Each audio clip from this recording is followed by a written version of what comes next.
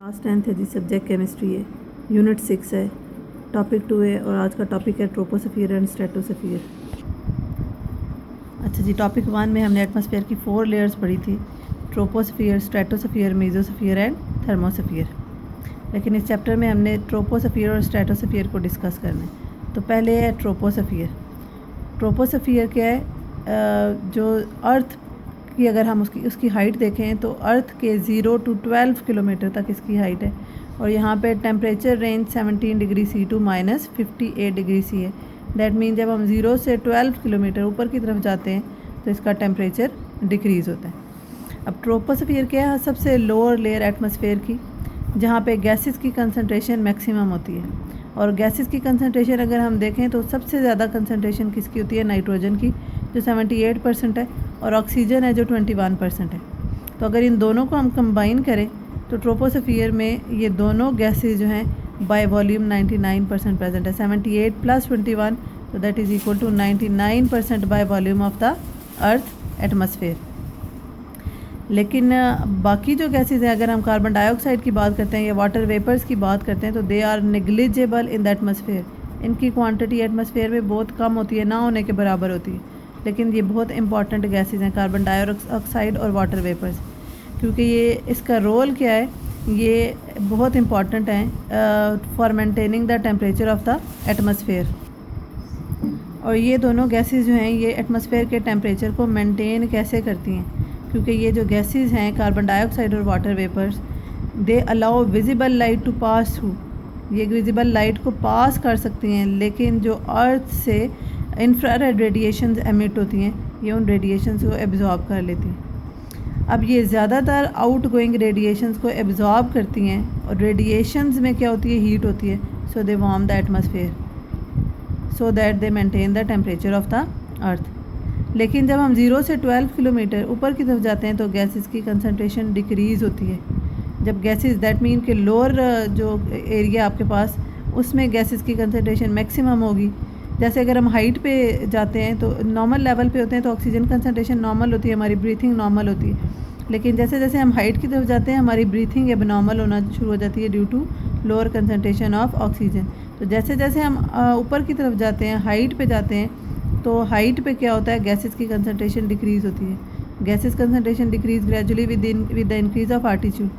और जब gases concentration decrease होती है तो ऑटोमेटिकली उसकी आउट गोइंग रेडिएशन को एब्जॉर्ब करने की एबिलिटी भी कम होती जाएगी, तो ऑटोमेटिकली टेम्परेचर भी डिक्रीज़ होता जाएगा। So temperature also decreases at the rate of 6 degree C पर किलोमीटर। दैट मीन 1 किलोमीटर ऊपर जाने से टेम्परेचर में जो डिक्रीज़ आता है वो कितना आता है? 6 डिग्री सी का डिक्रीज़ आता है। This is the region where all weather occur. ये वो रीजन है ट्रोपोस्फीयर, सबसे लो रीजन एटमॉस्फेयर का, जहाँ पे सारे वेदर प्रेजेंट है and almost all aircrafts fly in this region. Second topic है जी हमारा आज का स्ट्रेटोस्फीयर। 12 किलोमीटर से ऊपर की तरफ जब हम जाते हैं अप टू 50 किलोमीटर तो ये हमारे पास क्या है? स्ट्रेटोस्फीयर है। ट्रोपोस्फीयर में हमने क्या पढ़ा कि 0 to 12 किलोमीटर जाएंगे तो गैसेस की कंसनट्रेशन कम होने की वजह से टेम्परेचर इसका डिक्रीज़ होता है। लेकिन यहाँ पे जो आपके पास स्ट्रेटोस्फीयर है इसमें हम 12 to 50 किलोमीटर, दैट मीन ऊपर की तरफ जाएंगे तो टेम्परेचर इंक्रीज़ होगा up to 2 degree C. In this region temperature rises gradually up to 2 degree C. किसकी वजह से? क्योंकि इस स्ट्रेटोस्फीयर में क्या चीज़ प्रेजेंट है? ओजोन प्रेजेंट है। और ओजोन क्या करती है? रेडिएशंस को एब्जॉर्ब करती है। जब ओजोन रेडिएशंस को एब्जॉर्ब करती है so it is responsible for rising temperature in stratosphere. So with in this region temperature increases as altitude increases. कि जैसे जैसे हाइट इंक्रीज़ होगी टेम्परेचर इंक्रीज़ होगा।